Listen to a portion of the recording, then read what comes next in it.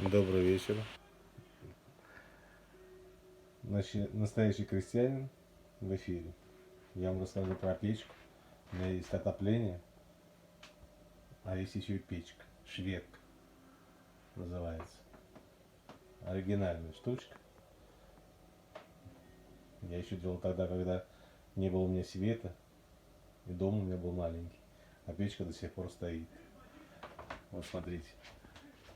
Это движок, когда растапливаешь напрямую, печку растапливаешь, напрямую растопил, потом переключил.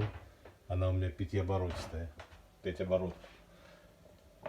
5 оборотов. Здесь духовка.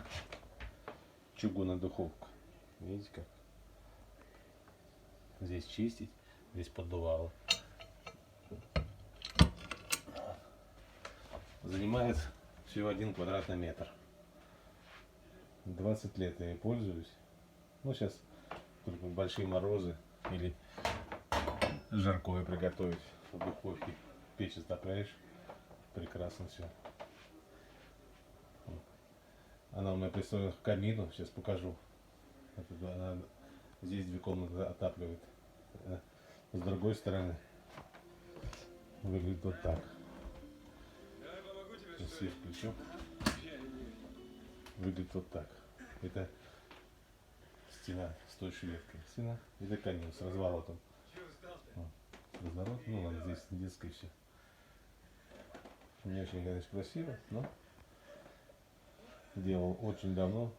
Без электричества еще не было. Вот дверка. Расскажу вам, для чего в камине дверка нужна. Дверка обязательно делать надо стекло двойное.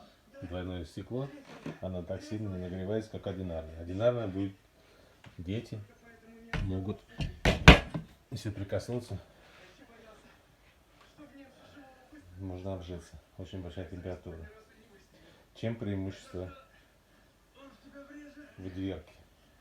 В дверке, когда, например, затопляешь, топишь, не летят угли.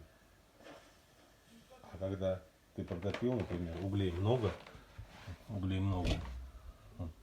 ты закрыл задвижок. Это черный, конечно, все. Вот.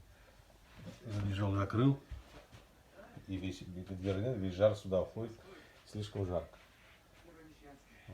А как закрываешь, вот так вот я закрыл, протопил, все закрыл, тогда весь камин нагревается, и тепло не уходит.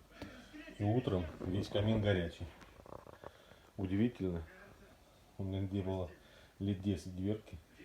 Как дверку поставил, ну никто же не подсказал. Я доволен. Смотрите, понравилось, делайте.